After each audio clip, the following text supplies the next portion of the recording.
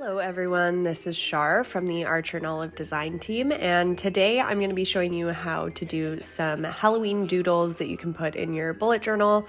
First of all, I want to apologize, I am a little bit sick, so hence my voice being really nasally. As always, this video is part of a blog post. In the blog post, I do actually take you through a little bit more detail and a step-by-step of how I do these doodles. So be sure to click the link in the description to check that out.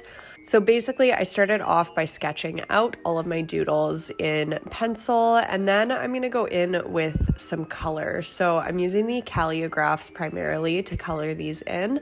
I prefer starting with color rather than line. This is just personal preference, but I think it gives you a lot more of a multi-dimensional look in the finished product. Then I'm going to go in and just outline them really lightly with a fine liner, and then I'm going to add some details using the gel pens.